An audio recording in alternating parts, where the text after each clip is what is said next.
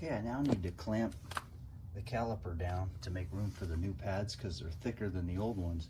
So I took this old C-clamp here and I put a piece of metal right here, and then I'm just gonna twist this baby down and compress it all the way back in. Kind of crank down all the way, and I compressed it all the way in there.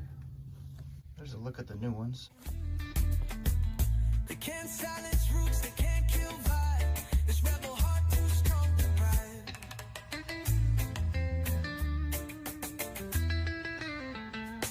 Stand tall, don't bow, don't run, don't hide. The fire of truth is on our side. Voice of the people, strong and grand. We chant down Rome and we stick it to the man.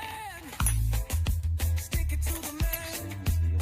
Rebel soul, still we stand.